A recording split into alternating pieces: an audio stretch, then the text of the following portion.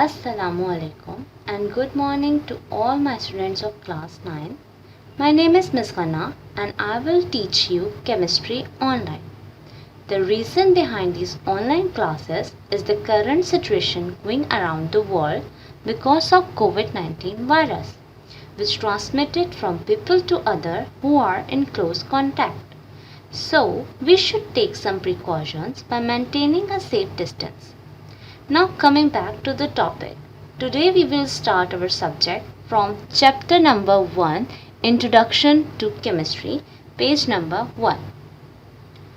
First we should know what is chemistry and what is its importance. Definition: chemistry is the branch of science that deals with the properties, composition and structure of matter.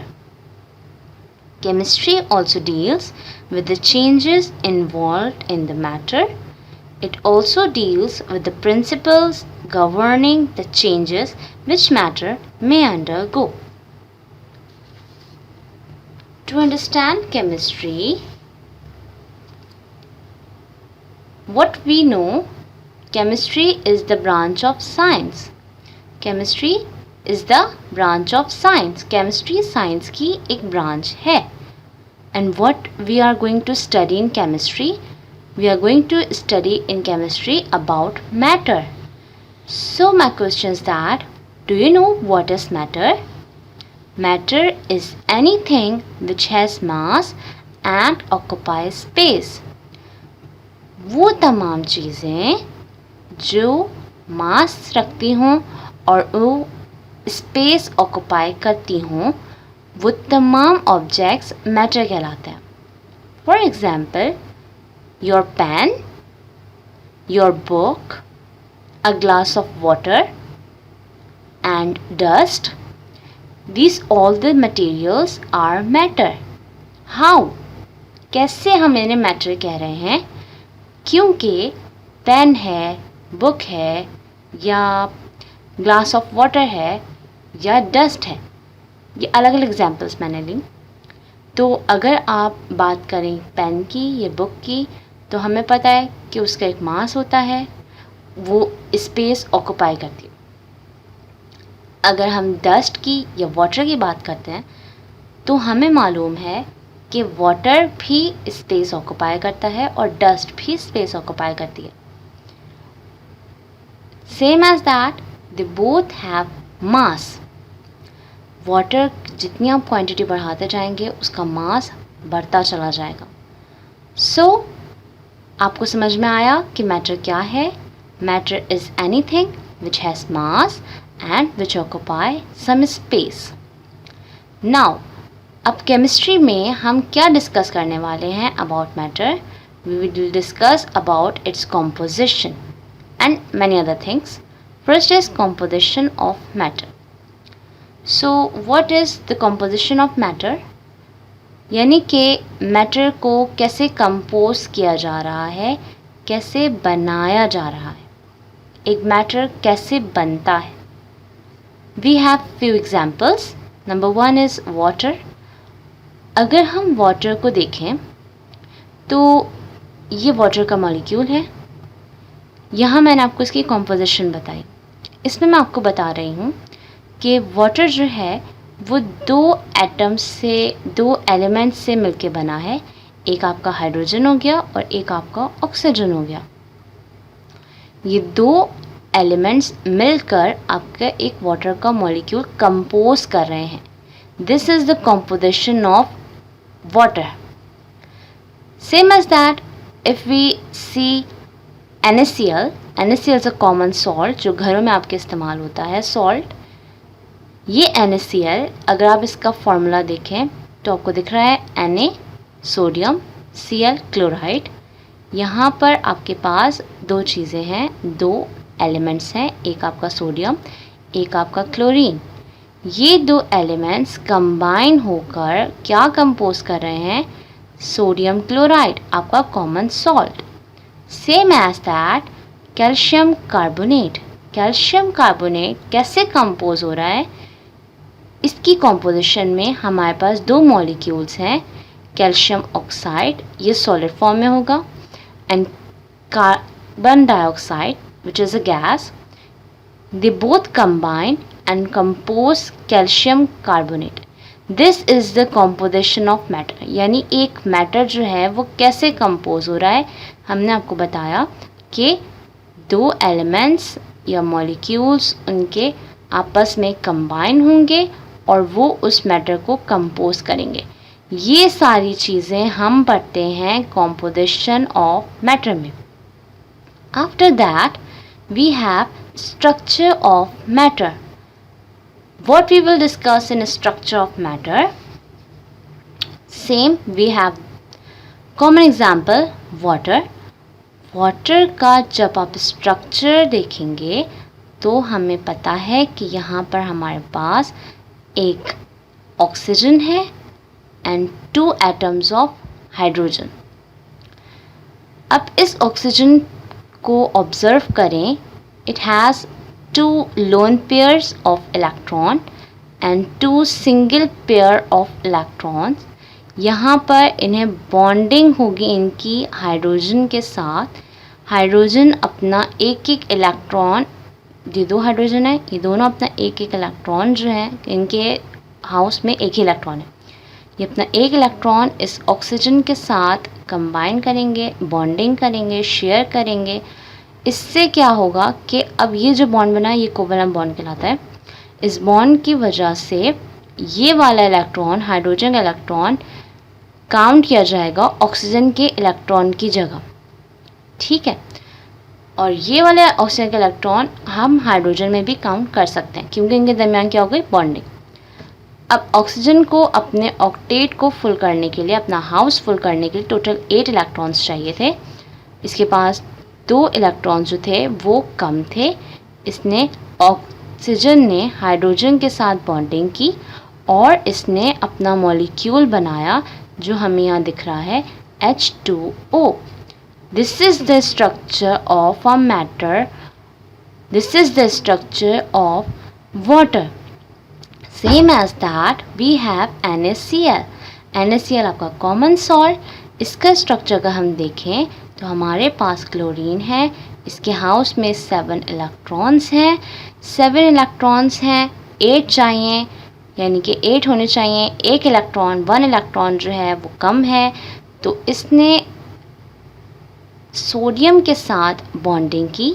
Sodium के house में सिर्फ 1 electron था। जब इसने bonding की तो chlorine का house full हो गया, इसके पास टोटल 8 इलेक्ट्रॉन्स हो गए और ये बॉन्डिंग बनने की वजह से हमारे पास एक नया मॉलिक्यूल आया जो कि NaCl कहलाया। This is the structure of NaCl।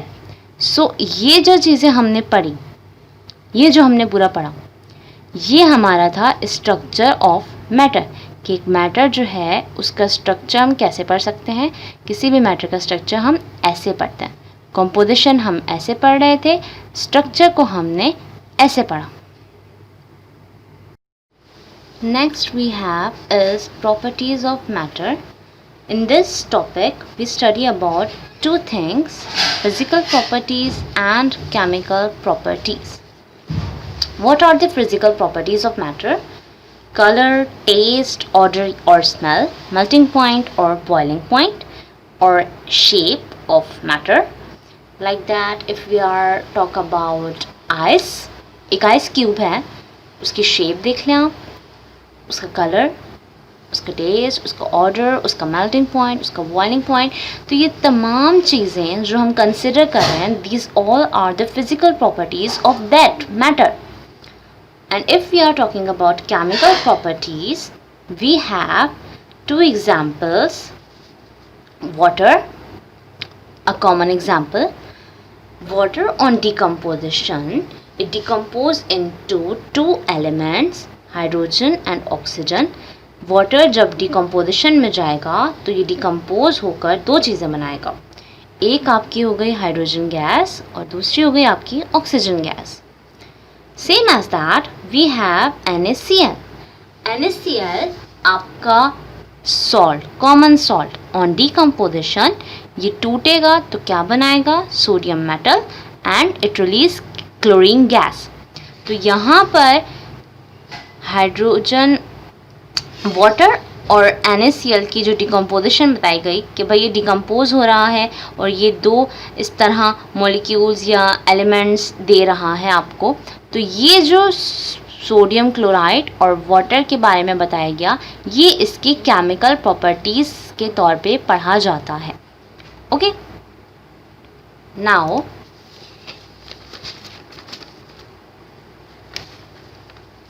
Reaction with matter और चेंजेस इन मैटर। अब आपके जो मैटर है उसमें कुछ रिएक्शंस होते हैं, कुछ चेंजेस होती हैं। आपके पास स्टेट्स ऑफ मैटर हैं। We have 3 states of matter: solid, liquid and gas. इन तीनों स्टेट्स का आपस में interconversion change in matter कहलाएगा। ओके, और ये चेंज इन मैटर कैसे हुआ? Bye reactions. ये रिएक्शंस आपको दिए हुए हैं। ये रिएक्शंस हमने क्लास 8 में already we have studied about it. Combustion reaction, composition reaction, decomposition reaction, single replacement reaction, double replacement reaction. We already discussed them in class 8 and we will discuss them later on in class 9 too. Okay, तो ये जो reactions हैं, इन reactions के बाद change in matter होगा, यानी कि states of matter में चेंजेस आएंगे. तो ये चीज़ हम पढ़ते हैं रिएक्शन विद मैटर या चेंज इन मैटर के टॉपिक में in chemistry. Okay, come back to the page number 1. What is chemistry? People in the industrialized nation have a higher standards of living than the human race has ever known. More nutritious food, better health, better life, and much more of this is due to chemistry. Chemistry enables us to design all sorts of material, drugs to fight disease, pesticides to protect our health, and fertilizers to grow our crops, for abundant food, fuels for transportation, fibers to provide comfort and variety in clothes, and a lot of other things. Chemistry also helps us to understand the nature of our environment and about ourselves. The theories of chemistry illuminate our understanding of the material world from tiny atom to giant galaxies. Okay. Importance of chemistry. Science and technology. Science and technology हमारी human life को already बहुत change कर चुकी है. इन्होंने बहुत कुछ introduce करवाया. For example plastic, soap, paint, ink, detergent, fertilisers, pesticides, drugs. These are the things and the many other things science and technology introduced to us. But who gave us these things? ये सारी चीज़ें हमें किसने provide की, किसने बना के हमारे सामने रखी? They are called chemist. वो केमिस्ट थे जिन्होंने हमारे सामने साइंस एंड टेक्नोलॉजी को यूज़ करते हुए ये तमाम चीज़ें हमसे इंट्रोड्यूस्ड करवाई. Now our next topic is branches of chemistry. There are various branches of chemistry. The main branches of chemistry are physical chemistry, organic chemistry, inorganic chemistry, analytical chemistry, biochemistry, industrial and applied chemistry, nuclear chemistry, environmental chemistry, polymeric chemistry. Now we are going to discuss physical chemistry. What is physical chemistry? It is the branch of chemistry that deals with the laws and principles governing the combination of atoms and molecules in chemical reaction. For understanding physical chemistry, just focus on the name. Physical chemistry means physical properties. The relationship between composition and physical properties of atoms and molecules in any chemical reaction. It means we will study in physical chemistry. क्या study करेंगे? Chemical reaction में present atoms और molecules, इनकी composition and physical properties का आपस में relation. For example water की composition hydrogen and oxygen, इनकी physical properties for example melting point and boiling point, इनका आपस में रिलेशन जो है we will discuss this in physical chemistry. Plus structure of atom, formation of molecule, behavior of solid, liquid and gas. Then next is organic chemistry.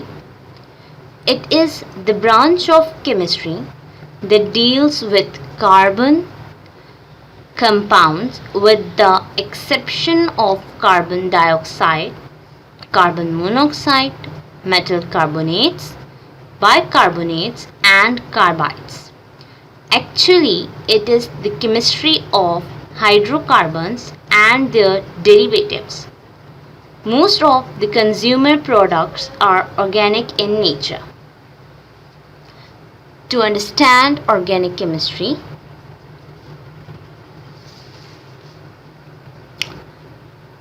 Organic chemistry में आप पढ़ेंगे organic compounds या कह लें कार्बन कंपाउंड्स को. Carbon compounds या organic compounds का मतलब है ऐसे कंपाउंड्स जो कार्बन से मिलकर बने हों, except carbon dioxide, carbon monoxide, metal carbonates, bicarbonates and carbides. इनको छोड़कर जितने भी कार्बन कंपाउंड्स हैं वो तमाम carbon compounds, all the carbon compounds are called organic compounds. Okay?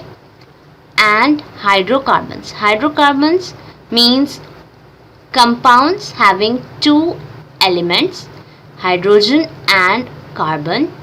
इनके अलावा थर्ड कोई एलिमेंट ना हो तो ऐसे compounds we call them hydrocarbons. Derivatives. What are derivatives? Derivatives means compound derived from. ऐसे compounds जो बने हों किन के साथ?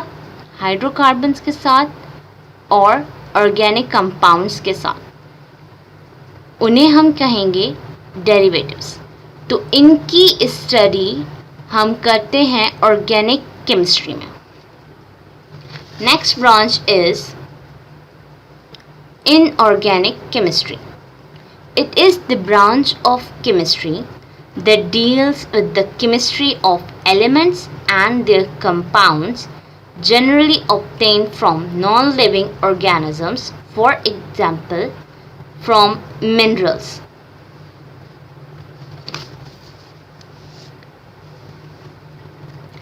Inorganic chemistry में we will discuss all elements and their compounds except organic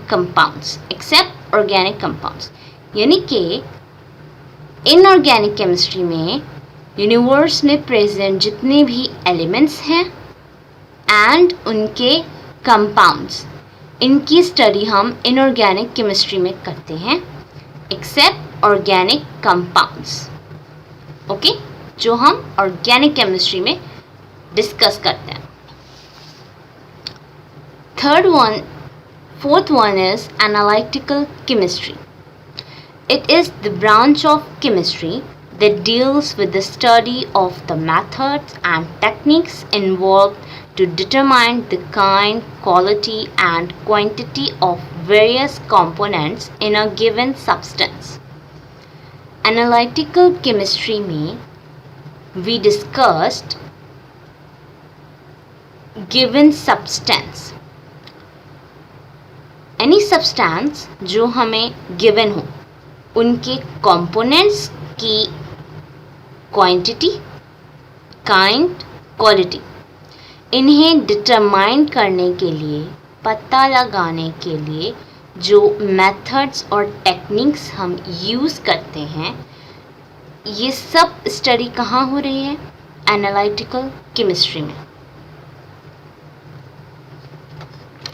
look at page number 6. Analytical chemistry is important to understand the composition of compounds. Means क्यों important है? ताकि हम कंपाउंड्स की कॉम्पोजिशन को अंडरस्टैंड कर सकें कि कौन सा कंपाउंड कैसे कंपोज्ड हुआ है। क्वालिटी ऑफ द प्रोडक्ट, हमारे पास जो भी प्रोडक्ट है उसकी क्वालिटी क्या है। And analysis of biological samples, analysis means detail examination, detail study. Analysis of biological samples such as water, biological samples such as water, milk, urine, blood, soil, and used in research techniques such as chromatography and spectroscopy. Chromatography और spectroscopy research techniques हैं जो कि use होती हैं किसी भी mixture में से, किसी कंपाउंड में से आप अपनी पसंद का या अपनी ज़रूरत का एलिमेंट फाइंड आउट करने के लिए कि उसकी क्वांटिटी कितनी है। तो ये जानने के लिए हम ये दो टेक्निक्स, रिसर्च टेक्निक्स यूज़ करते हैं। किस में आती हैं ये? Analytical chemistry. The next is biochemistry. It is the branch of chemistry that deals with the compounds of living organisms, that is plant and animals, and their metabolism in living body. Biochemistry means chemistry of life. Bio means life. So, biochemistry means chemistry of life. In biochemistry, we discuss structure, composition, and reactions inside the body of living organisms. यानी कि biochemistry में हम living organisms की body के inside मौजूद substances का structure, उनकी composition कि वो कैसे कंपोस्ट हुए, उनका रिएक्शंस, ये सब कुछ हम कहाँ डिस्कस करते हैं? इन biochemistry.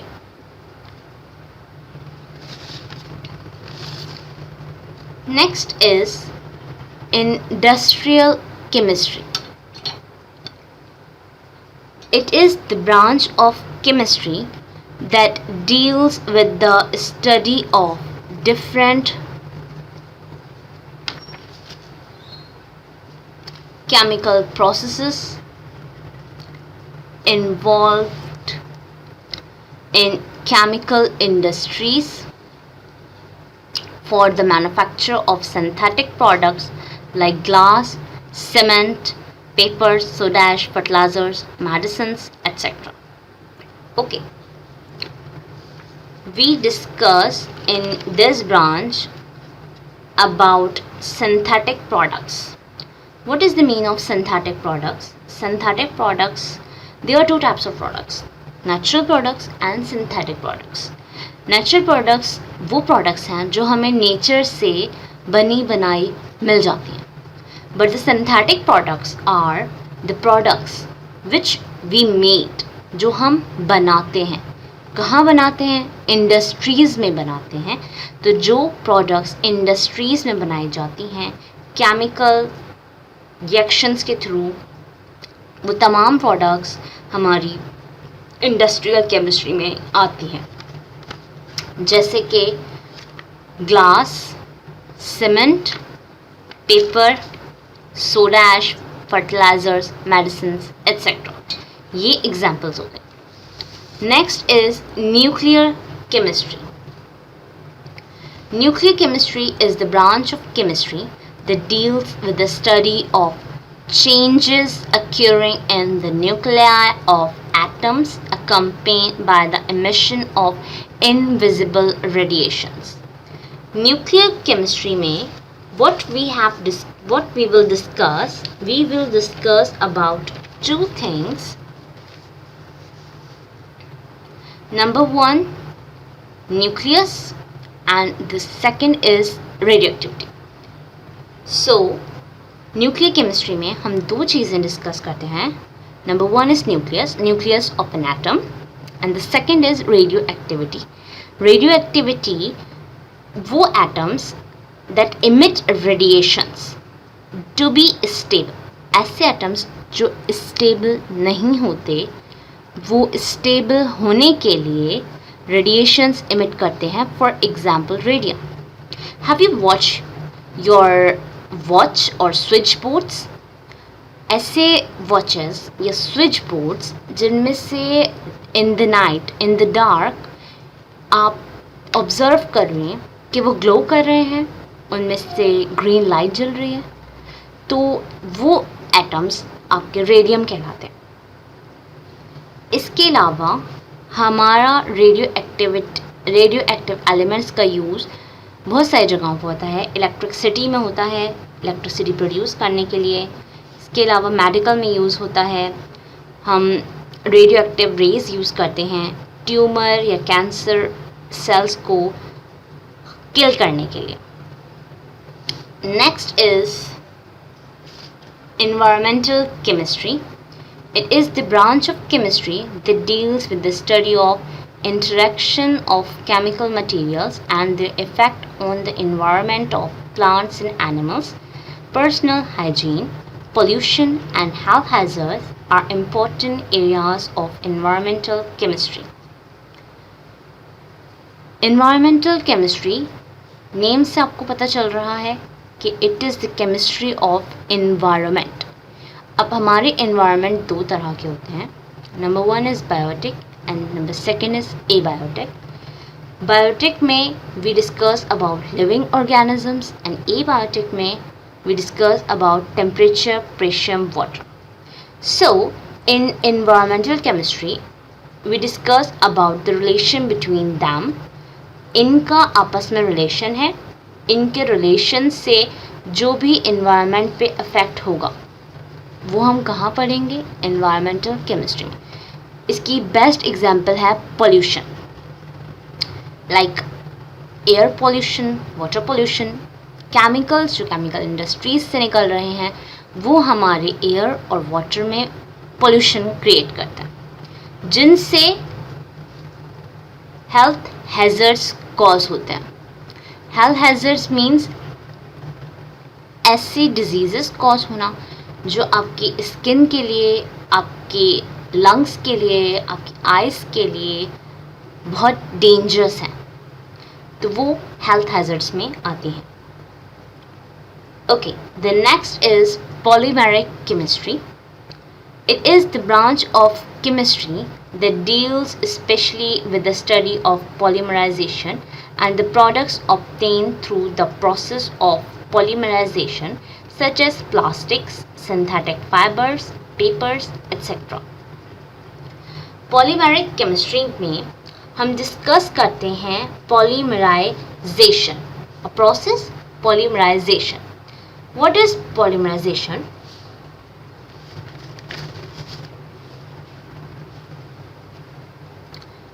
So, it is the process in which small molecules, छोटे छोटे molecules जिन्हें हम केमिस्ट्री में मोनोमर्स कहते हैं, ज्वाइन केमिकली, उन्हें केमिकली ज्वाइन किया जाए to form large chain like network.